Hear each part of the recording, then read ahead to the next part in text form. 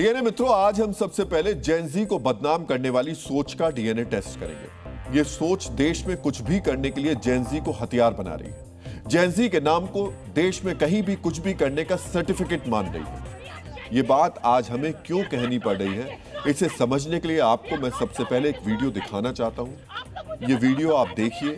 अगर आपके घर में कोई जेन ज़ी हो या जेन अल्फा हो, कोई भी युवा सदस्य हो, तो उन्हें अपने साथ बैठाइए और ये वीडियो जरूर दिखाइए। उसके बाद इस वीडियो पर चर्चा जरूर कीजिएगा, क्योंकि देश ने इस वायरल वीडियो पर चर्चा शुरू कर दी। इस वीडियो में एक महिला भारतीय सेना को जेन ज़ी के नाम पर धमका रही है, गालियां दे रही है।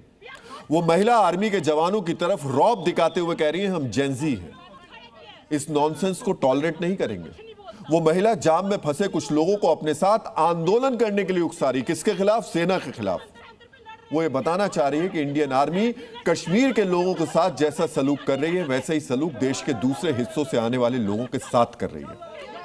ये किसके लिए बात हो रही है? भारत की सेना के लिए। लेकिन हमारे लिए ये बात बर्दाश्त से बाहर है। आज हम देश के जेन ज़ी से ही पूछना चाहते हैं, क्या पाकिस्तान की भाषा बोलने वाली इस महिला को आप जेन ज़ी मानेंगे?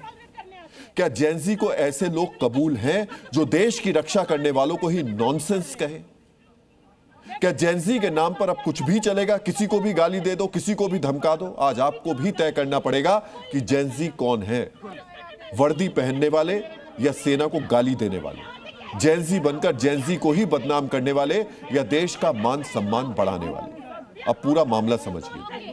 सरहदी इलाकों में जहां पर सुरक्षा बेहद संवेदनशील मुद्दा है, वहां पर सेना के अधिकारियों के साथ ये बहस कर रही है। ये वीडियो 25 जुलाई का बताया जा रहा है। लद्दाख के जोजिला गुमरी रूट पर मिनीमार्ग पुलिस चेकपोस्ट के बंद होने की वजह से इस युवती ने हंगामा शुरू किया। चेकपोस्ट इसलिए बंद किया गया था क्योंकि एक मंत्री और सेना के बड़े अधिकारियों को कारगिल जाना था, लेकिन मौसम खराब होने की वजह से वो सड़क मार्ग से जा रहे थे। सरहदी इलाके में उनकी सुरक्षा को देखते हुए इस रास्ते को बंद कर दिया गया था और इसी वजह से इस महिला ने अपना आपा खो दिया। मित्रों, इस वीडियो में सुरक्षा के लिए गेट बंद करने को ये युवती नॉनसेंस कह रही है। ये वहां मौजूद सेना के जवानों के लिए कैसी भाषा का इस्तेमाल कर रही है, किस तरह के तेवर दिखा रही है, आप समझ सकते हैं। इस महिला ने वहां पर मौजूद लोगों को भी उकसाया, उनको धरने पर बैठने के लिए कहा। ये युवती कह रही है, हम लोग यहां पर पैसा देकर घूमने के लिए आते हैं, मतलब पैसा देकर घूमने के लिए आए हैं तो देश के किसी भी हिस्से में कुछ भी करेंगे, सुरक्षा के लिए बनाए गए नियमों को तोड़ देंगे, सेना के जवानों और अफसरों से बहस करेंगे। ये युवती इतने पर ही नहीं रुकी।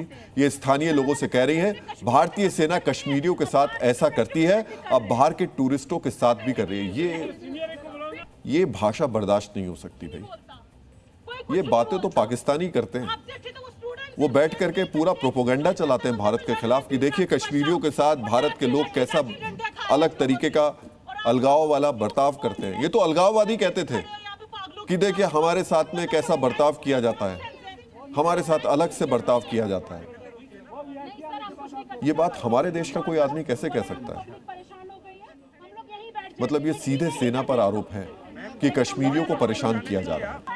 इस युवती को ना स्थिति का अंदाजा है, ना ही सुरक्षा प्रोटोकॉल की जानकारी। ये बस वीडियो बना रही है, सेना के जवानों को कोस रही हैं और कह रही हैं हम जेन ज़ी हैं इसलिए कुछ भी नहीं सुनेंगे। मित्रों, ऐसे लोग देश के अनुशासित जेन ज़ी को बदनाम कर रहे हैं। आज इस वायरल वीडियो को देश के लाखों करोड़ों लोगों ने देखा। जम्मू कश्मीर के मुख्यमंत्री उमर अब्दुल्ला तक भी ये वीडियो पहुंचा। आज उन्होंने इस वीडियो को सोशल मीडिया पर पोस्ट करके अपनी प्रतिक्रिया दी, जिसके बारे में आपको भी जानना चाहिए। मित्रों, उमर अब्दुल्ला ने इस वीडियो को पोस्ट करते हुए लिखा, ये हम जेन ज़ी हैं, अब नया जनता नहीं हो मेरे बाप कौन है, आप जानते नहीं हो मेरे बाप कौन है। ये बनता जा रहा है। जेन ज़ी के प्रति लोगों की बची कुची सकारात्मक सोच खत्म करने का सबसे तेज तरीका यही है कि जरा सी बात पर इसे धमकी की तरह इस्तेमाल करना शुरू कर दिया जाए। जानते नहीं हो मेरे बाप कौन है। हो सकता है ये धमकी आपने भी इससे पहले कई बार सुनी है। गलत काम करवाने के लिए, धौंस जमाने के लिए अक्सर इस धमकी का इस्तेमाल किया जाता है, लेकिन उमर अब्दुल्ला को लग रहा है अब ये धमकी पुरानी हो गई है, इसकी जगह अब हम जेन ज़ी हैं ने ले ली है। मित्रों, उमर अब्दुल्ला इस पूरे क्षेत्र की परिस्थितियों को समझते हैं। उमर अब्दुल्ला को यह भी जानते हैं कि इस इलाके में सुरक्षा प्रोटोकॉल का ध्यान रखना कितना जरूरी है। इसलिए उन्होंने इस युवती के हंगामे पर ऐसा कमेंट किया उमर अब्दुल्ला ने यह भी कहा, इस तरह जेनजी के नाम का इस्तेमाल किया गया है, जेनजी के नाम को धमकाने का प्रतीक बना दिया गया, तो लोगों के अंदर जेनजी को लेकर बची कुची सकारात्मक सोच खत्म हो जाएगी। मित्रों, उमर अब्दुल्ला ने सिर्फ एक पोस्ट किया, लेकिन इस युवती के हंगामे वाले कई वीडियो सामने आए हैं। जब सेना के जवान ने इस युवती से हटने के लिए कहा तो वो कह रही है वो यहां से नहीं हटेगी। अब सेना के जवान ने जब कहा आपने यहां पर लोगों को उकसाया है, तो वो ऐसे इशारे कर रही है जैसे जो करना हो कर लो, उसे कोई फर्क नहीं पड़ता। वो फिर से बोलती है रास्ता इसलिए रोक लिया है क्योंकि वो जेनजी। इसी वीडियो में ये युवती सेना के जवानों को भी बेइज्जत करती है। सेना का जवान जब कहता है रास्ता खोल दो, हमारे कमांडिंग ऑफिसर को यहां से निकलने दो, तो इसका जवाब क्या मिलता है? सरहद पर रखवाली करने वाले हमसे बड़े नहीं हैं। सोचिए, सरहद पर रखवाली करने वाले हमसे बड़े नहीं हैं। ये लोग कभी गए नहीं हैं, कभी देखा नहीं है कि किस हालात में वहां पर वो लोग काम कर रहे हैं। हालांकि क्या कहा जाए, अभी कुछ दिन पहले हमने देखा था कि कैसे ये कहा जा रहा था कि अगर सरहद पर है तो कौन सा एहसान कर रहे हैं, तो वो तो यही कह रही है कि सरहद पर जो है वो हमसे बड़े नहीं है। और क्यों कह रही है ये भी सुन लीजिए। वो कह रही है क्योंकि उनको हमारे टैक्स से सैलरी मिलती है, यानी जो सरहद पर खड़े होकर देश की सुरक्षा में तैनात है वो हमसे बड़े इसलिए नहीं है क्योंकि हमारे पैसे के टैक्स से उनको सैलरी मिलती है। ये बता रहा है कि ये देश के सैनिकों के समर्पण को किस तरीके से ले रहे हैं। ऐसे में अगर उमर अब्दुल्ला कह रहे हैं जेनजी के नाम को धमकी की तरह इस्तेमाल किया जाएगा तो उनके लिए सकारात्मक सोच खत्म होगी, ये बड़ा प्रश्न है। आप लोग मुझे बताओ, आप लोग बैठोगे या नहीं बैठोगे? मित्रों, जिस कमांडिंग ऑफिसर को ये महिला रोक रही है उस कमांडिंग ऑफिसर के नीचे कई जेनजी अफसर काम कर रहे हैं। अब ये याद रखिएगा और ध्यान से सुनिएगा, और खासतौर से जो हमारे जेनजी मित्र हैं वो तो इस बात को जरूर ध्यान से सुने। अगर वो घटना के वक्त उपस्थित होते जो जेनजी इस कमांडिंग ऑफिसर के नीचे थे तो इस युवती को समझाते असली जेनजी क्या होता है। ऐसे लोगों को समझना चाहिए जिसे दुनिया अक्सर सोशल मीडिया और रील्स में बिजी रहने वाली पीढ़ी समझती है, वही जेनजी। ध्यान से सुनिएगा, जेनजी इस देश में या किसी भी देश में, जो बाकी जगह है पता नहीं, लेकिन हमारे देश में जेनजी का मतलब क्या है? वो जो सरहदों पर ढाल बन करके खड़े रहते हैं ना, वो है जेनजी। उनका काम सैनिकों का अपमान करना नहीं है, उनका काम सैनिक बनकर देश की रक्षा करना है। और हमारे देश की जेनजी, हमारे देश के युवा यही कर रहे हैं। अग्निपथ योजना के तहत अब तक थल सेना, नौसेना और वायुसेना में भर्ती हुए करीब 2 लाख अग्निवीर 100% जेनजी है। 100%। 17.5 से 21 साल की उम्र का सीधा मतलब है भारतीय सेना में अब एक बिल्कुल नई और युवा खेप कमान संभाल चुकी है। हर साल जूझ रहे करीब 50,000 नए अग्निवीर सेना को सिर्फ जवान ही नहीं बल्कि हाईटेक भी बना रहे हैं। अब जंग सिर्फ बंदूकों की नहीं बल्कि साइबर, ड्रोन और इलेक्ट्रॉनिक वॉरफेयर की भी है, और इसमें हमारी जेनजी का कोई जवाब ही नहीं है। स्मार्टफोन चलाने वाले यही हाथ देश की हिफाजत के लिए ट्रिगर पर भी पूरी मजबूती से टिके हैं। इंडियन एयरफोर्स में अब तक लगभग 12,000 से 15,000 अग्निवीर वायु भर्ती किए जा चुके हैं। महिला और पुरुष अग्निवीरों को मिलाकर अब तक लगभग 10,000 से 12,000 नाविक भर्ती हुए। तीनों सेनाएं मिलाकर हर साल 45,000 से 50,000 नए अग्निवीरों की भर्ती होती है, और ये सब जेनजी है। भारतीय सशस्त्र बल सेना, नौसेना, वायुसेना में लगभग 25% से 30% हिस्सेदारी जेनजी की है, जो अगले 5-7 सालों में बढ़कर 60% से ज्यादा हो जाएगी। ये जेनजी हमारे देश की सरहदों को, हमारी सुरक्षा को संभाल रहा है। अग्निवीर बनने की उम्र सीमा 17.5 साल से 21 वर्ष रखी गई है। इसका मतलब भर्ती होने वाला हर एक युवा साल 2001 या उसके बाद में जन्मा है, यानी ऑन पेपर और ऑन ग्राउंड ये पूरा का पूरा कैडर 100% 100% जेनजी।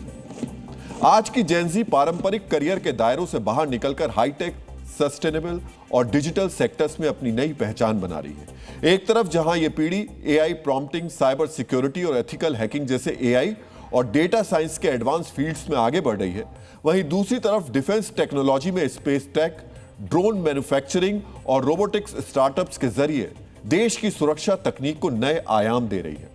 पर्यावरण के प्रति अपनी जिम्मेदारी समझते हुए जेन ज़ी इलेक्ट्रिक व्हीकल, सोलर एनर्जी और सस्टेनेबल फैशन जैसे क्लाइमेट टेक सेक्टर्स को चुन रही है, तो वहीं अपनी क्रिएटिविटी को प्रोफेशन में बदलते हुए digital media, new age journalism, gaming और पॉडकास्टिंग जैसे क्रिएटर इकोनॉमी में भी पूरी तरह छा जाने को तैयार है। मित्रों, भारत में जेन ज़ी कोई छोटा समूह नहीं है। एक रिपोर्ट के मुताबिक 2025 में भारत में करीब 38 करोड़ जेन ज़ी हैं, जो देश की आबादी का लगभग 27% है। यानी देश के हर 4 लोगों में करीब एक व्यक्ति इस पीढ़ी का है। यही पीढ़ी कारोबार, तकनीक और नए तरह के काम में भी तेजी से आगे बढ़ रही है। रिपोर्ट्स के मुताबिक भारत की जेन ज़ी आबादी का करीब 35% किसी न किसी तरह के कारोबार या गिग वर्क में शामिल है और करीब 88% भविष्य में स्वतंत्र काम करने या फ्रीलांसिंग में रुचि रखता है। यानी जिस जेन ज़ी को कुछ लोग सिर्फ सोशल मीडिया और रील्स से जोड़कर देखते हैं, वही पीढ़ी भारत की नई अर्थव्यवस्था का बड़ा हिस्सा भी बन रही है। और इसकी एक और तस्वीर देखिए। 2026 की लिंक्डइन आधारित रिपोर्ट के मुताबिक भारत में अपने प्रोफाइल पर संस्थापक लिखने वाले लोगों की संख्या एक साल में 104% बढ़ी है। इसी अध्ययन में 85% जेन ज़ी उद्यमियों ने कहा कि कृत्रिम बुद्धिमत्ता और डिजिटल उपकरण उनके कारोबार के लिए महत्वपूर्ण है। यानी यही पीढ़ी नौकरी खोजने के साथ नौकरी देने की दिशा में भी आगे बढ़ रही है। इसलिए जेन ज़ी को एक ही रंग में देखना गलत होगा। इस पीढ़ी का एक युवा सेना में अनुशासन सीख रहा है, दूसरा स्टार्टअप बना रहा है, तीसरा कृत्रिम बुद्धिमत्ता का काम कर रहा है और चौथा खेल के मैदान में देश का नाम रोशन कर रहा है। लेकिन समस्या उस रवैये में है जिसने अपनी उम्र, अपनी पहचान या अपनी डिजिटल पहुंच को नियमों से ऊपर समझ लिया और जो जेन ज़ी होने की अब धौंस जमा रहे हैं, सेना को धमका रहे हैं, भारत विरोधी आवाज बनने की कोशिश कर रहे हैं। लेकिन ये सिर्फ मुट्ठी भर लोग हैं और ये लोग जेन ज़ी के प्रतीक नहीं हो सकते। इन्हें जेन ज़ी में जगह नहीं मिलनी चाहिए। मित्रों, ये पूरी घटना कई सवाल खड़े कर रही है। इनको तस्वीरों के जरिए भी समझ लीजिए। डीएनए मित्रों, मेरी बाईं स्क्रीन पर चल रहे इन दोनों विजुअल्स को गौर से देखिए। एक तरफ कारगिल की 12,000 फीट की ऊंचाई पर सुरक्षा कर्मियों को नॉनसेंस बोलती पर्यटक है और दूसरी तरफ देश की राजधानी दिल्ली के जंतर मंतर पर खाकी वर्दी पहने जवानों के सामने अमर्यादित व्यवहार करते युवाओं का झुंड है। जगह अलग है, चेहरे अलग हैं, लेकिन सवाल एक ही है, क्या आप कानून तोड़ना भी कूल बनने का तरीका हो गया है? लद्दाख से लेकर दिल्ली तक एक पैटर्न दिखाई देता है। नियम तोड़ो, सुरक्षा बलों के काम में बाधा डालो और जब जवान अपना फर्ज निभाने रोके तो हम जेन ज़ी है कहकर अपनी हरकत को सही ठहराने लगे। लेकिन डीएनए मित्रों, ये बहुत गंभीर मामला है, बहुत गंभीर सवाल है। हमने आपसे इसलिए कहा था कि इस स्टोरी को अगर घर में कोई युवा है, नौजवान है, हमारे जेन ज़ी मित्र हैं, उनको जरूर दिखाइएगा। हम बिल्कुल स्पष्टता के साथ और इस बात को समझते हैं कि कोई भी व्यक्ति इस तरीके की भाषा का देश की सेना के लिए तो कम से कम समर्थन नहीं करेगा और करना भी नहीं चाहिए। और ये स्थिति सिर्फ बात सेना की नहीं है। उस सेना के अंदर सोचिए 1/4 लगभग जो हिस्सा है वो जेन ज़ी ही है। ये महिला जिन सेना के जवानों को नॉनसेंस कह रही थी, अगर पीछे की तरफ जाकर के उनकी उम्र देखें तो ये शायद वहां पे खड़े जवान इनसे कम उम्र के ही होंगे। पर ये चीजें अंदर तक हिलाती हैं, कचोटती हैं। कैसे कोई खड़ा होकर के कह सकता है कि सेना जो है, जो काम कश्मीर के लोगों के साथ करती है वही हमारे साथ कर रही है? दुनिया में तेल के संकट और तेल पर बढ़ते खर्च के बीच इलेक्ट्रिक गाड़ियों का इस्तेमाल बढ़ता जा रहा है। लेकिन अब दुनिया इलेक्ट्रिक गाड़ी से आगे इलेक्ट्रिक प्लेन की तरफ भी बढ़ने लगी है। अमेरिका के न्यूयॉर्क में दुनिया के सबसे बड़े इलेक्ट्रिक विमान ने अपनी पहली टेस्ट फ्लाइट पूरी कर ली है। अपनी सफल उड़ान के जरिए इसने साबित कर दिया कि अब इलेक्ट्रिक विमान पर आम यात्रियों के उड़ने का सपना जल्द साकार होने वाला है। इस विमान ने 1 बूंद जेट फ्यूल खर्च किए बिना, 1 बूंद, सोचिए, जेट फ्यूल इस्तेमाल नहीं किया, लेकिन हवा में उड़ान भर ली। मित्रों, ये उपलब्धि इसलिए महत्वपूर्ण है क्योंकि इससे पहले पूरी तरह बैटरी से उड़ने वाले विमान आमतौर पर बहुत छोटे और हल्के होते थे। लेकिन हार्ट एरोस्पेस के X-1 विमान ने पहली बार किसी कॉमर्शियल एयरलाइन के विमान की तरह उड़ान भरी है। आज आपको जानना चाहिए कि सबसे बड़े इलेक्ट्रिक विमान की उड़ान कितनी बड़ी कामयाबी है। ये एविएशन सेक्टर और हवाई यात्रियों के लिए कैसे मददगार होगा। इससे दुनिया में हवाई यात्रा कितनी बदल जाएगी, टेस्ट फ्लाइट से नियमित उड़ान तक पहुंचने में इलेक्ट्रिक विमान को कितना समय लगेगा, साथ ही यह भी जानना चाहिए कि इसमें क्या क्या चुनौतियां हैं। लेकिन पहले उस कंपनी के बारे में जानेंगे जिसने सबसे बड़ा इलेक्ट्रिक विमान उड़ाया। इस कंपनी का नाम है हार्ट एरोस्पेस। ये एक अमेरिकी कंपनी है, हालांकि इसकी स्थापना स्वीडन में हुई थी। इसने 2019 से ही इलेक्ट्रिक एयरक्राफ्ट विकसित करने की शुरुआत कर दी थी। कई चरणों में काम करने के बाद यह विमान तैयार किया गया, जिसे X1 नाम दिया गया। ये एक छोटे कॉमर्शियल प्लेन के आकार के बराबर है। इस विमान की लंबाई 76 फीट है, जबकि विंग स्पैन यानी एक पंख के सिरे से दूसरे पंख के सिरे तक की सीधी दूरी 106 फीट है। विमान का वजन 11,300 किलोग्राम के करीब है, यानी एक बड़ी स्कूल बस के बराबर है। अपनी उड़ान के दौरान इसने करीब 1100 फीट यानी 335 मीटर की ऊंचाई हासिल की। यह विमान फुल चार्ज के बाद 200 किलोमीटर की दूरी तय कर सकता है। विमान की क्षमता 30 यात्रियों की है, लेकिन टेस्ट फ्लाइट होने की वजह से एक पायलट के अलावा विमान में कोई मौजूद नहीं था। पिछले महीने अमेरिका के फेडरल एविएशन एडमिनिस्ट्रेशन ने इस विमान को फ्लाइट टेस्टिंग की इजाजत दी थी और अब यह फ्लाइट टेस्ट कामयाब रहा। X1 ने न्यूयॉर्क के एक एयरपोर्ट से उड़ान भरी। 27 मिनट तक यह विमान न्यूयॉर्क के आसमान पर उड़ता रहा। मित्रों, आज आपको यह भी जानना चाहिए कि इस विमान की उड़ान पर कितना खर्च हुआ। यही वो फैक्टर है जिसकी वजह से आज इस इलेक्ट्रिक विमान की चर्चा हो रही है।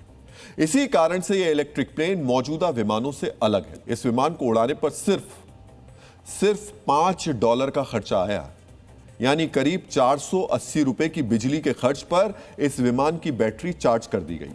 अमेरिका में आमतौर पर एक कॉफी की कीमत $5 के करीब होती है, यानी एक कप कॉफी के खर्च में विमान ने 27 मिनट तक उड़ान भरी। वहीं जेट फ्यूल से चलने वाले छोटे प्लेन पर 27 मिनट की उड़ान में ईंधन पर $400 से $500 के बीच का खर्च आता है। इस तरह दोनों की ऊर्जा लागत में 80 से लेकर के 100 गुना तक का अंतर है। वैसे विमान चलाने में सिर्फ ईंधन खर्च नहीं होता, इसमें पायलट का वेतन, विमान के मेंटेनेंस का खर्च, एयरपोर्ट चार्ज और इंश्योरेंस जैसे खर्च भी शामिल होते हैं, जो दोनों में लगभग एक समान हो सकते हैं। लेकिन इलेक्ट्रिक विमान में एनर्जी के नाम पर सिर्फ $5 का खर्च आना एक क्रांतिकारी कदम है। इस उड़ान ने साबित किया कि एक दिन ऐसा आएगा जब एक कॉफी के खर्च पर कॉमर्शियल विमान आसमान में करीब आधे घंटे तक उड़ सकेगा। ठीक है मित्रों, यहां आपको यह भी जानना चाहिए कि X1 का इस्तेमाल सिर्फ टेस्ट के लिए किया जा रहा है। परीक्षण से जो नतीजे मिलेंगे उसमें हार्ट एरोस्पेस ES-30 नाम का एक प्लेन तैयार करेगी। ES-30 एक हाइब्रिड इलेक्ट्रिक एयरक्राफ्ट होगा जिसकी क्षमता 30 सीटों की होगी। कंपनी को उम्मीद है कि ES-30 2031 तक कॉमर्शियल उड़ान भरने लगेगा, यानी 30 सीटों वाला विमान अगले 5 वर्षों में आम यात्रियों के लिए उड़ान भरने लगेगा। ES-30 को लॉस एंजलिस के एक प्लांट में विकसित किया जा रहा है। यह विमान बैटरी पर 200 किलोमीटर की दूरी तक उड़ान भरेगा, लेकिन हाइब्रिड मोड में 800 किलोमीटर की दूरी तय करेगा, यानी लंबी दूरी तक इस विमान से उड़ान भरी जा सकेगी। हार्ट एरोस्पेस का दावा है कि दुनिया की कई एयरलाइंस जैसे कि यूनाइटेड एयरलाइंस और एयर कनाडा ने ES-30 में दिलचस्पी दिखाई है। मित्रों, दुनिया के लगभग हर बड़े आविष्कार की शुरुआत छोटे स्तर से ही होती है। हवाई जहाज का आविष्कार करने वाले राइट बंधुओं ने छोटी वर्कशॉप में लकड़ी के ढांचे और कपड़े से बने ग्लाइडर के जरिए शुरुआत की थी। आज के विशाल विमान उसी छोटी शुरुआत का विकसित रूप है। इसलिए भले ही अभी छोटे आकार और छोटी रेंज से इस विमान की शुरुआत हो रही हो, लेकिन बाद के वर्षों में इसमें बदलाव आना तय है। मित्रों, बैटरी से चलने वाले विमान को लेकर लंबे समय से प्रयोग किया जा रहा है। 1973 में पहला मानवयुक्त इलेक्ट्रिक विमान ऑस्ट्रिया में उड़ा। हालांकि यह ग्लाइडर का ही संशोधित रूप था। मोबाइल और इलेक्ट्रिक गाड़ियों में इस्तेमाल होने वाली लिथियम आयन बैटरी के आने से इलेक्ट्रिक विमानों को अब नया जीवन मिला है। 2020 में वेलिस इलेक्ट्रो को यूरोपीय विमानन एजेंसी ने दुनिया के पहले पूर्ण इलेक्ट्रिक विमान के रूप में कॉमर्शियल मान्यता दी। हालांकि इसका इस्तेमाल मुख्य रूप से पायलट्स की ट्रेनिंग के लिए किया गया। 2022 में 9 सीट पहले वाले इलेक्ट्रिक पैसेंजर विमान ने अमेरिका में उड़ान भरी थी और अब 2026 में 30 सीट वाला इलेक्ट्रिक विमान उड़ाया गया है। डीएन मित्रों, इस इलेक्ट्रिक विमान की उड़ान ऐसे समय में हुई है जब दुनिया भर की एविएशन कंपनी जेट ईंधन की बढ़ती कीमतों से परेशान है। मिडिल ईस्ट में युद्ध के कारण एयरलाइंस ने बड़े संकट का सामना किया। हॉर्मुज स्ट्रेट बंद होने से न सिर्फ जेट फ्यूल की सप्लाई चेन टूट गई, बल्कि कीमतों में भी भारी बढ़ोतरी हुई। अगस्त महीने की बात करें तो अमेरिका में जेट फ्यूल पिछले साल की तुलना में 63% महंगा है। अमेरिका की low cost airlines spirit airlines ने बढ़ते खर्च की वजह से मई में अपना कामकाज पूरी तरह बंद कर दिया था। महंगे जेट फ्यूल की वजह से हवाई यात्रियों को विमान से यात्रा करने के लिए ज्यादा खर्च करना पड़ रहा है। भारत में भी हवाई यात्रियों को पिछले कुछ महीनों के दौरान टिकट पर काफी ज्यादा खर्च करना पड़ा, लेकिन ये इलेक्ट्रिक विमान भविष्य में एयरलाइंस के साथ साथ हवाई यात्रियों की जेब पर पड़ने वाले बोझ को भी हल्का कर देंगे। आपको जानना चाहिए कि जेट फ्यूल से चलने वाले पारंपरिक विमानों की तुलना में इलेक्ट्रिक प्लेन कितना सस्ता होगा। मित्रों, जेट फ्यूल पर एयरलाइंस को काफी खर्च करना पड़ता है। एक एयरलाइन के कुल ऑपरेटिव कॉस्ट यानी कंपनी के कारोबार को चालू रखने में भी आने वाली लागत में अकेले ईंधन का हिस्सा आमतौर पर 30% से 45% के बीच होता है। जब अंतर्राष्ट्रीय बाजार में कच्चे तेल की कीमत बढ़ती है तो जेट फ्यूल का हिस्सा कुल खर्च में 40% से 50% तक पहुंच जाता है। पिछले कुछ महीनों से एविएशन कंपनियां लगातार महंगा जेट फ्यूल खरीद रही हैं। बैटरी से चलने वाले विमानों में ऊर्जा के नाम पर खर्च केवल 10% रह जाएगा। यानी अगर वास्तव में कॉमर्शियल विमान बैटरी से चलने लगेंगे तो एयरलाइंस कंपनियों का खर्च लगभग 40% के करीब बचेगा। मित्रों, दिल्ली से मुंबई के बीच एक सामान्य कॉमर्शियल उड़ान पर 10 लाख से 14 लाख रुपए के बीच खर्च आता है। इसमें 40% यानी 4 लाख से लेकर करीब 5.5 लाख के बीच जेट फ्यूल पर खर्च होता है। बैटरी से विमान उड़ने पर इस खर्च में काफी कटौती आएगी, क्योंकि बैटरी को चार्ज करने का खर्च काफी कम होता है। इस तरह यह खर्च लगभग 4 लाख रुपए तक कम हो जाएगा। लागत में 40% कमी का यह मतलब है कि 10,000 रुपए का टिकट 6,000 रुपए में मिलने लगेगा। साथ ही ये विमान पर्यावरण के लिए भी नुकसानदेह नहीं होंगे। कम दूरी के रीजनल रूट्स और छोटे शहरों को आपस में जोड़ने के लिए इलेक्ट्रिक एयरक्राफ्ट काफी फायदेमंद है। भारत जैसे देशों में ये बेहद उपयोगी होंगे, जहां छोटे छोटे शहरों को हवाई रूट से जोड़ा जा रहा है। इससे हवाई सफर बेहद किफायती और प्रदूषण मुक्त हो जाएगा। मित्रों, इलेक्ट्रिक विमानों के कई फायदे हैं, लेकिन उनके कॉमर्शियल इस्तेमाल में चुनौतियां भी उतनी ही ज्यादा हैं। यही वजह है कि आज हम सड़कों पर लाखों इलेक्ट्रिक कारें तो देख रहे हैं, लेकिन आसमान में इलेक्ट्रिक विमान नजर नहीं आते। आपको इलेक्ट्रिक विमानों के सामने आने वाली दिक्कतों के बारे में भी जानना चाहिए। पहली चुनौती है बैटरी का बहुत ज्यादा वजन। X1 की बैटरी के वजन के बारे में जानकारी नहीं दी गई है, लेकिन आमतौर पर विमान के कुल वजन का 40% से 50% हिस्सा सिर्फ बैटरी के होने का अनुमान है। दूसरी दिक्कत है इलेक्ट्रिक विमानों का बेहद सीमित रेंज होना। जैसे X1 सिर्फ 200 किलोमीटर की उड़ान भरने में सक्षम है, यानी बैटरी की मौजूदा तकनीक में इंटरनेशनल फ्लाइट के बारे में सोचा भी नहीं जा सकता। एक और परेशानी है चार्जिंग में लगने वाला समय। जेट ईंधन से चलने वाले विमान को औसतन 15 से 20 मिनट में रिफ्यूल करके अगली उड़ान के लिए तैयार कर दिया जाता है, जबकि इलेक्ट्रिक विमानों की बैटरी को चार्ज करने में कम से कम 1 से 2 घंटे का समय लगेगा। इतनी देर विमान का जमीन पर खड़े रहना किसी भी एयरलाइंस के बिजनेस मॉडल पर असर डालेगा। इन्हीं चुनौतियों की वजह से हार्ट एरोस्पेस पूरी तरह से इलेक्ट्रिक विमान बनाने के बजाय हाइब्रिड मोड पर ध्यान दे रही है। जेट फ्यूल से इलेक्ट्रिक विमान पर पूरी तरह से शिफ्ट होने के बीच यह एक पुल का काम करेगा। जब तक इलेक्ट्रिक विमानों की दिक्कतों को दूर नहीं किया जाता, तब तक इसका इस्तेमाल ज्यादा से ज्यादा किया जाएगा। कुल मिलाकर X1 की उड़ान आसमान में एक नई क्रांति लाने वाली है। दुनिया के पहले इलेक्ट्रिक विमान की उड़ान के बाद अब आपको एक ऐसी अफवाह की उड़ान देखनी चाहिए जिसकी वजह से मध्य प्रदेश के मुसलमानों में निकाह करने की होड़ मच गई है। भोपाल में बीते 2-3 हफ्तों से एक अलग ही ट्रेंड दिखाई दे रहा है। निकाह के लिए आवेदन देने वालों की बाढ़ आ गई है। बताया जा रहा है कि कई ऐसे परिवार भी काजी साहब के पास पहुंच रहे हैं जिनके बच्चों की शादी कई महीने बाद होनी थी। भोपाल काजियात यानी शहर के उस धार्मिक और प्रशासनिक कार्यालय में जहां मुस्लिम समुदाय के निकाह और तलाक से जुड़े फैसले और दस्तावेज तैयार होते हैं, वहां पहले हर दिन 30 से 40 निकाह के आवेदन आते थे। वहां अब आवेदनों की संख्या बढ़कर 300 हो गई है, यानी 10 गुना ज्यादा बढ़ गई है। लोगों में निकाह करने की होड़ क्यों मच गई है? जिनकी शादी कुछ महीनों बाद थी, वो अभी इसी वक्त निकाह क्यों करना चाहते हैं? निकाह के आवेदनों में 10 गुना वृद्धि किसी शुभ मुहूर्त की वजह से नहीं आई है, बल्कि एक अफवाह की वजह से आई है। यह अफवाह क्या है, सबसे पहले आपको यह जानना चाहिए। मित्रों, 21 जुलाई को मध्य प्रदेश विधानसभा में समान नागरिक संहिता यानी यूसीसी पास हो गया। यूसीसी के पास होने के बाद मुस्लिम समुदाय में यह अफवाह फैला दी गई कि यूसीसी कानून लागू होने के बाद कजिन मैरिज बैन हो जाएगी। सोशल मीडिया पर ऐसे मैसेजों की बाढ़ सी आ गई जिसमें लोग ये लिख रहे हैं कि मुस्लिम समुदाय के लोग रिश्तेदारों में शादी नहीं कर पाएंगे। मध्य प्रदेश विधानसभा में पारित होने के बाद समान नागरिक संहिता विधेयक राज्यपाल के पास विचाराधीन है। राज्यपाल द्वारा कानूनी परामर्श और अनुमोदन के बाद इसे राष्ट्रपति की मंजूरी के लिए भेजा जाना है और राष्ट्रपति की अंतिम स्वीकृति मिलने के बाद ही यह राज्य में आधिकारिक तौर पर कानून के रूप में लागू होगा। मुस्लिम समुदाय में यह होड़ मच गई है, यह कानून लागू होने से पहले ही निकाह कर लिया जाए। यूसीसी के डर इफेक्ट भोपाल में कैसा दिख रहा है, आपको हमारी ग्राउंड रिपोर्ट बहुत ही ध्यान से देखनी चाहिए।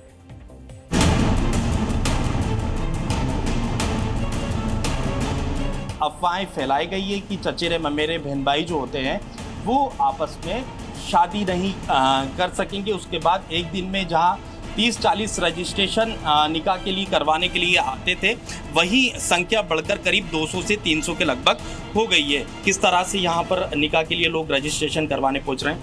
क्या है कि लोगों को पता चला कि आपस के अंदर कजिन के अंदर शादी नहीं होगी, यार उसमें कर नहीं पाएंगे। इस वजह से कुछ लोगों में इस कानून के लागू होने के बाद ऐसा होगा, इस वजह से थोड़ा रजिस्ट्रेशन के अंदर इजाफा हुआ है। अगस्त के महीने में करीब 200-250 रजिस्ट्रेशन हुए हैं। हाँ, 1 तारीख से अभी तक तो रजिस्ट्रेशन हुआ, थोड़ी संख्या बढ़ी है उसके अंदर। सोशल मीडिया पे चल रही है कि आगे चल के परेशानी होगी, ना तो आप किसी को तलाक दे सकते हो, ना ही आप निकाह कर सकते हो। कागज का है ये रजिस्ट्रेशन कार्ड है उनके पास। अच्छा, निकाह का रजिस्ट्रेशन हो गया। कब की निकाह है? ये 3 महीने। सिस्टर्स या कजन मैरिज जो है उसमें किसी तरह की रुकावट हो सकती है, या इस तरीके की बातें किस तरीके से आप लोगों को पता चल रही, क्या पता चल रहा है? जानकारी चल यार जानदार नहीं, नाम बताइए। ये आने वाले दिनों के लिए मैरिज हॉल की बुकिंग बढ़ी कि नहीं बढ़ी? हाँ, पिछले साल कम थी, इस साल बढ़ गई है। अब कौन से धर्म के लोग ज़्यादा बुकिंग कर रहे हैं? ज़्यादा है मुसलमान लोगों के होते हैं, हिंदू लोगों के कम होते हैं। तो अभी कुछ दिनों में बुकिंग बढ़ी है कि नहीं आने वाले दिनों के लिए? हाँ, बढ़ी है ना, और हो सकता है कि और भी बढ़िया है।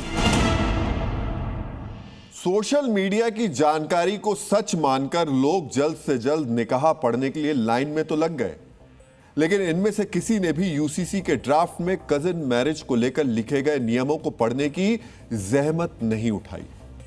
यानी आधी अधूरी जानकारी के साथ यह अफवाह फैला दी गई और उसका नतीजा देखिए, शहर में जल्द निकाह कराने की होड़ लग गई। जो लोग अब भी कजिन मैरिज को लेकर यूसीसी के ड्राफ्ट की जगह अफवाह पर भरोसा कर रहे हैं, उन्हें ड्राफ्ट के बारे में जरूर जान लेना चाहिए।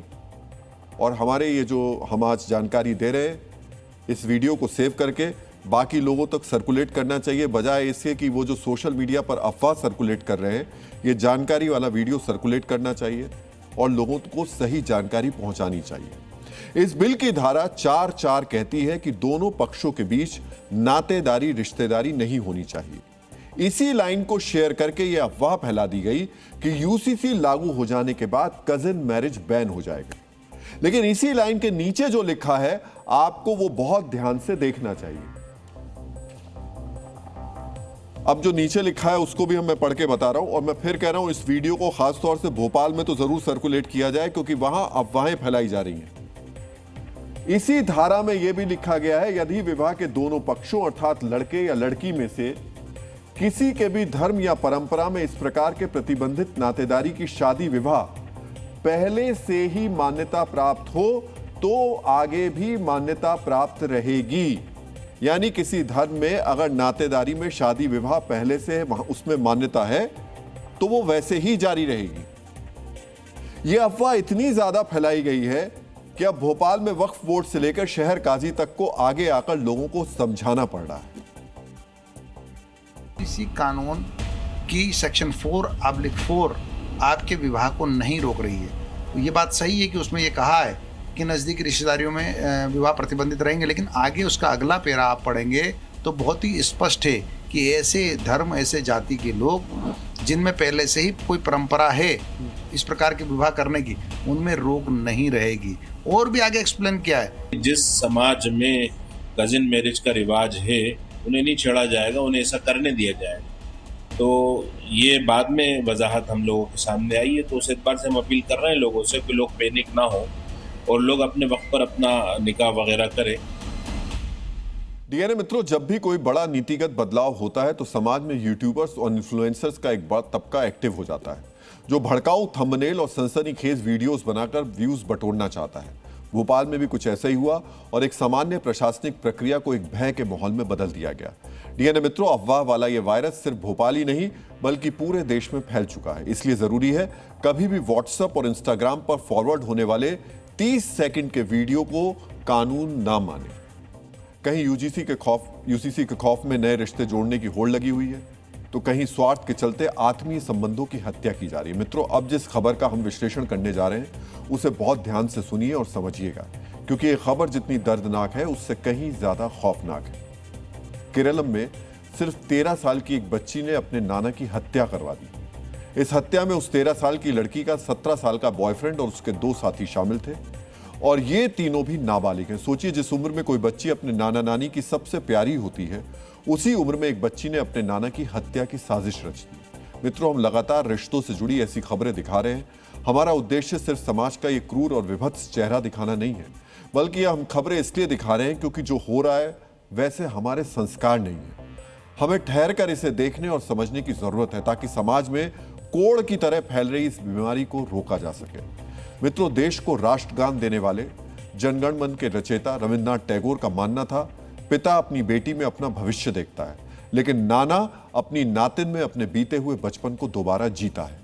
केरलम के अलुपुझा में रहने वाले शिवनकुट्टी चेट्टियार अपनी 13 साल की नातिन में अपना बचपन देखकर जी रहे थे, लेकिन वही बच्ची अपने नाना में सबसे बड़ा दुश्मन देख रही थी, क्योंकि नाना उसे लड़कों से दोस्ती करने, देर से घर आने और मोबाइल का इस्तेमाल करने पर डांटते थे। इससे नाराज होकर उस लड़की ने अपने 17 साल के बॉयफ्रेंड के साथ मिलकर नाना की हत्या की साजिश रची। एक दिन जब लड़की की नानी और मां अस्पताल गई थी, तब लड़की ने अपने बॉयफ्रेंड और उसके नाबालिग दोस्तों को बाथरूम के वेंटिलेटर के रास्ते घर में बुलाया। घर में घुसकर पहले उन्होंने बुजुर्ग शिवनकुट्टी पर हमला किया, जिससे वो बेहोश हो गए। इसके बाद उन्होंने घर में मौजूद बेडशीट और कपड़ों से शिवनकुट्टी के हाथ पैर पीछे की ओर बांध दिए और कपड़े से गला घोंटकर उनकी हत्या कर दी। मित्रों, जब ये तीनों लड़के 65 साल के शिवनकुट्टी की घर में हत्या कर रहे थे, तब उनकी नातिन उस कमरे में मौजूद नहीं थी। वो पास में ही किसी दोस्त के घर पर थी, लेकिन हत्या के दौरान ये लड़के लगातार लड़की के साथ वीडियो कॉल पर जुड़े हुए थे। लड़की ने वीडियो कॉल के जरिए अपने नाना को तड़पते और दम तोड़ते हुए लाइव देखा। सोचिए, सिर्फ 13 साल की बच्ची है। उसके दिमाग में अपने नाना के लिए नफरत किस हद तक भर चुकी थी, वो उनकी हत्या होते हुए भी वीडियो कॉल पर देख रही थी। संबंध किस तरह बिखर चुके हैं, इसका ये एक नया प्रमाण है। कहीं बेटियां वीडियो कॉल पर पिता का अंतिम संस्कार देखते वक्त घड़ियां देख रही हैं, तो कहीं नातिन निश्चिंत होकर अपने नाना को मरते हुए देख रही हैं। शिवनकुट्टी की हत्या के बाद तीनों नाबालिग हत्यारों ने अलमारी का ताला तोड़ा और वहां रखे सोने के आभूषण और नकदी चोरी कर ली। पुलिस के डॉग स्क्वाड और जांच को भटकाने के लिए उन्होंने अपराध से जुड़ी फिल्मों से प्रेरित होकर पूरे क्राइम सीन पर मिर्ची पाउडर छिड़क दिया। इन लड़कों ने पुलिस से बचने के लिए अपने मोबाइल फोन स्विच ऑफ कर दिए और छिप गए। घर में शव पड़ा हुआ था और वो बच्ची भी घर में ही थी। जब शव मिला तो पुलिस मौके पर पहुंची। वहां मौजूद 13 साल की नातिन के चेहरे पर कोई शिकन या दुख नहीं था। एक बार मैं कहूंगा ये तस्वीर जरूर दिखाइए, पूरी फुल फ्रेम।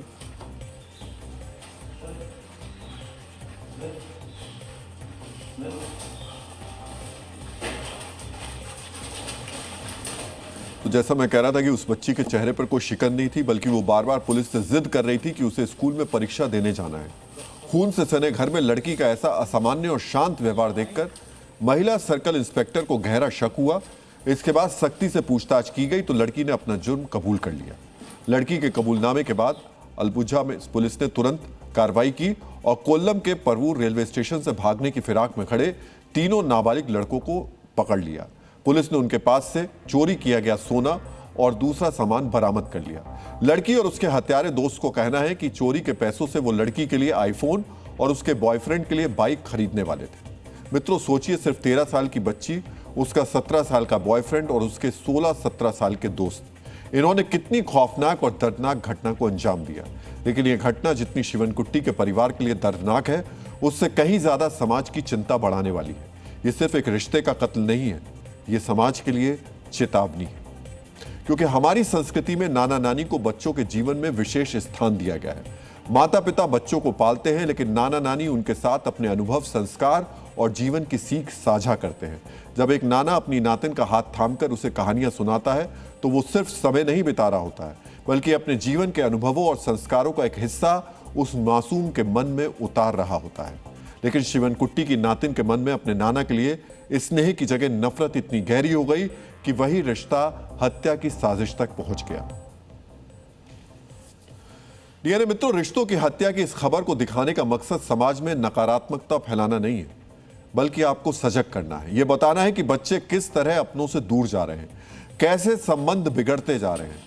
ना बेटे बेटियों को माँ बाप की फिक्र है, ना नातिन पोते को दादा दादी से वो जुड़ाव है, वो लगाव है।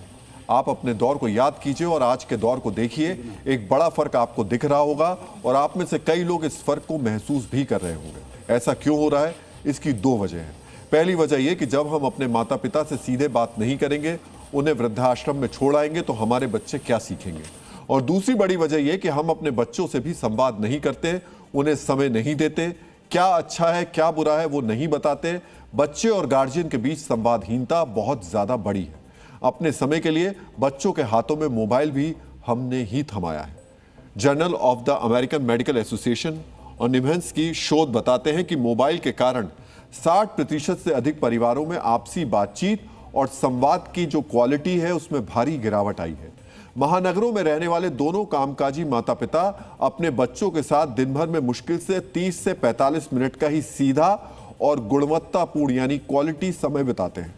भारत में केवल 20 से 25% माता पिता ही ऐसे हैं जो नियमित रूप से और गहराई से अपने बच्चों से उनके दोस्तों, स्कूल की पढ़ाई या उनकी मानसिक स्थिति के बारे में पूछते हैं। याद कीजिएगा, आपने कब अपने बच्चों से पूछा था? कई लोग ऐसे होंगे जिन्होंने लंबे समय से अपने बच्चों से इस तरीके का संवाद नहीं किया होगा। करीब 70% माता पिता बच्चों के साथ बिताए जाने वाले सबसे खास पलों में भी अपने फोन में ही व्यस्त रहते हैं। वीवो CMR सर्वे 2025 के मुताबिक 72% माता पिता और 30% बच्चों ने माना कि रात के खाने के दौरान, जो कि स्कूल और दोस्तों के बारे में बात करने का सबसे मुख्य समय होता है, तब भी माता पिता लगातार अपने फोन के नोटिफिकेशन चेक करते रहते हैं, जिससे बातचीत का सिलसिला वहीं टूट जाता है। जामा पेडिग्रिड्स के अनुसार अगर बच्चा सिर्फ 1 मिनट भी स्क्रीन के सामने ज्यादा बैठता है तो माता पिता उसके सामने लगभग 7 शब्द कम बोलते हैं। यानी बच्चे और माता पिता के बीच 1 मिनट में एक संवाद कम हो जाता है। सोशल मीडिया और पेरेंट चाइल्ड टॉक पर हुए शोध बताते हैं कि जो माता पिता सोशल मीडिया पर अधिक सक्रिय रहते हैं वो बच्चों के खेलकूद या सामान्य समय के दौरान भी उनसे 29% कम बातचीत करते हैं। 29%। समझ रहे हैं आप किस तरह हम अपने बच्चों से संवाद कम कर रहे हैं और इस संवादहीनता का कहीं ना कहीं असर हमारे बच्चों पर पड़ रहा है। संवाद की इस कमी और माता पिता द्वारा टोकने पर 69% बच्चों का अपने माता पिता के साथ सीधा टकराव या झगड़ा होता है। मित्रों, संवाद की इसी मात्रा को बढ़ाने की अब आवश्यकता है। 13-14 साल की उम्र में हार्मोनल बदलाव के कारण गुस्सा और आक्रामकता चरम पर होती है। इस उम्र में बच्चों में अच्छे बुरे के परिणाम को सोचने की क्षमता विकसित नहीं होती है। यही केरलम की उस बच्ची के साथ हुआ। सोचिए, 13 साल की उम्र में वो उम्र होती है जब कोई बच्ची अपने नाना के साथ बैठकर कहानियां सुनती है, लेकिन स्मार्टफोन और इंटरनेट की लत ने उसके मानसिक, शारीरिक और व्यवहारिक विकास को इस तरह प्रभावित किया कि वो रिश्ता और मानवता दोनों भूल गई। पुणे में सिस्टम ने एक बच्चे की हत्या कर दी। सड़क पर गड्ढे की वजह से बाइक का एक्सीडेंट हुआ और मासूम की मौत हो गई। लापरवाही से हुई मौत पर जब सिस्टम के जिम्मेदार लोगों से सवाल पूछे गए तो उन्होंने जो कहा वो और भी ज्यादा शर्मनाक है। वो कह रहे हैं कि सड़क होगी तो हादसे होंगे और लोग मरेंगे।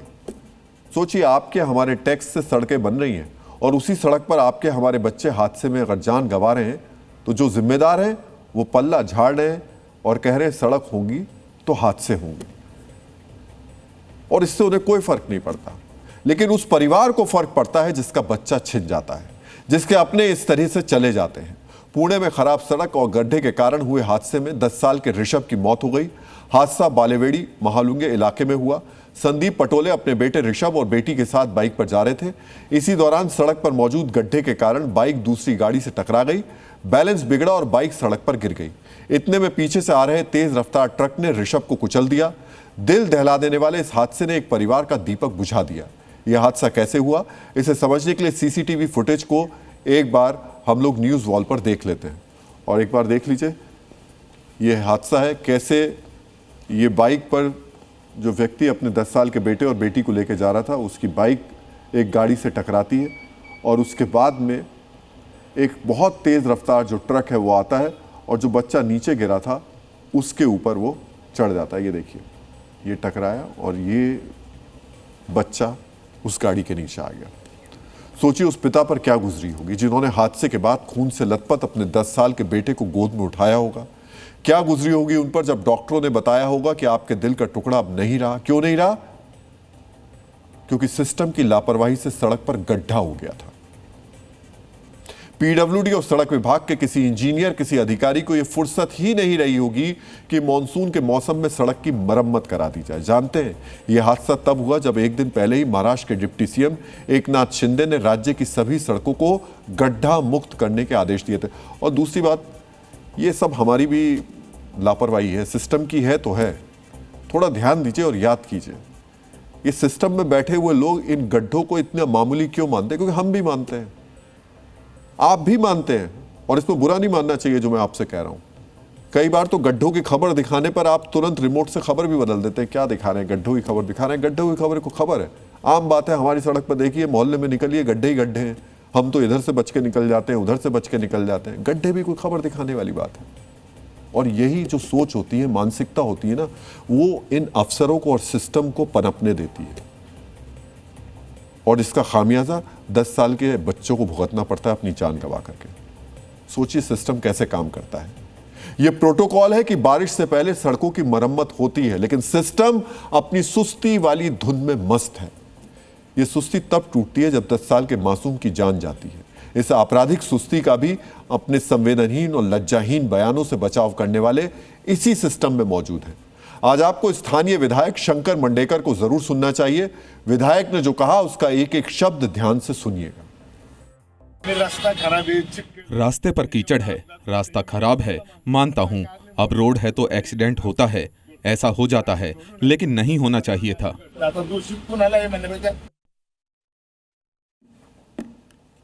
संवेदनहीनता का पाताल लोक यही है। सोचिए उस पिता पर क्या गुजरी होगी जिन्होंने अपने 10 साल के बेटे को अपनी गोद में दम तोड़ते देखा। क्या किसी जान पहचान वाले के साथ ऐसा हुआ होता तब भी विधायक शंकर मंडेकर ऐसे ही कहते? बिल्कुल नहीं कहते। तब वो पीडब्ल्यूडी विभाग के अधिकारियों पर एक्शन की बात करते, सड़क जाम करते, हंगामा कर देते। लेकिन ऋषभ एक आम आदमी का बेटा है, इसलिए हादसे में उसकी दुखद मौत पर विधायक शंकर मंडेकर अपनी निर्लज्जता का शाब्दिक प्रदर्शन कर रहे हैं। डीएनए मित्रों, विधायक शंकर मंडेकर के शब्दों में इतनी संवेदनहीनता इसलिए है क्योंकि वो भी इसी सिस्टम का हिस्सा है। सिस्टम के हर पुर्जे को आज समझना चाहिए कि उसकी जिम्मेदारी आम आदमी की सुरक्षा है। यहां मैं कुछ आंकड़े आपके साथ शेयर करना चाहता हूं। महाराष्ट्र सरकार ने 2 जून को महाराष्ट्र सड़क सुधार परियोजना को मंजूरी दी। इस योजना की लागत 24,884 करोड़ रुपए है। योजना के तहत राज्य में सड़कों को सुधारा जाना है। सरकार ने इसके लिए एशियन इंफ्रास्ट्रक्चर इन्वेस्टमेंट बैंक और न्यू डेवलपमेंट बैंक से कर्ज भी लिया। बीएमसी ने सिर्फ मुंबई में सड़क के गड्ढे भरने के लिए 2023-24 में 200 करोड़ रुपए का बजट खर्च किया। सोचिए, हजारों करोड़ का बजट खर्च हो रहा है। डिप्टी सीएम कह रहे हैं कि सड़कों पर गड्ढे नहीं होने चाहिए, लेकिन जमीन पर क्या हो रहा है? कुछ नहीं हो रहा है। आम आदमी जान जोखिम में डालकर गड्ढों वाली सड़क पर चल रहा है। किस्मत अच्छी होती है तो वो घर पहुंच जाता है, अन्यथा मासूम ऋषभ की तरह हादसे का शिकार हो जाता है। आज इस सिस्टम और विधायक शंकर मंडेकर को समझना चाहिए कि गड्ढा मुक्त सड़क आम नागरिक पर कोई उपकार नहीं है, उसका अधिकार है। क्योंकि जो हजारों करोड़ रुपए सड़क बनाने और उसे सुधारने के नाम पर खर्च होते हैं, वो आपके हमारे जैसे आम लोगों की जेब से ही जाते हैं। गाड़ी खरीदते समय हमसे एक मुश्त रोड टैक्स वसूला जाता है। यह पैसा गाड़ी की कीमत का 4% से लेकर 18% तक होता है। गाड़ी खरीदते समय जीएसटी और सेस भी लगाया जाता है। इस पैसे का भी एक हिस्सा सड़क बनाने के नाम पर वसूला जाता है। कई बार पेट्रोल डीजल पर भी सड़क निर्माण के लिए सेस लगा दिया जाता है। अच्छी सड़क के लिए टोल टैक्स भी वसूला जाता है। सोचिए, हमारी जेब से अच्छी सड़क के नाम पर करोड़ों रुपए निकाल लिए जाते हैं, लेकिन सड़क कैसी मिलती है? गड्ढों वाली, कीचड़ से भरी हुई। इन्हीं सड़कों पर बेबस आम आदमी चलने के लिए मजबूर है। सवाल यह कि जो करोड़ों रुपए सड़क बनाने और सड़कों को सुधारने के नाम पर खर्च किए जाते हैं, वो जाते कहां हैं? क्या इन पैसों को भी गड्ढे में डाल दिया जाता है? यह सवाल इसलिए बड़ा है क्योंकि खराब सड़क किसी एक राज्य की कहानी नहीं है। मध्य प्रदेश की आर्थिक राजधानी कहे जाने वाले इंदौर में 40 करोड़ रुपए की लागत से बनी सड़क वाटर पाइपलाइन की टेस्टिंग के दौरान लीक हो गई। जी हां, सड़क लीक हो गई।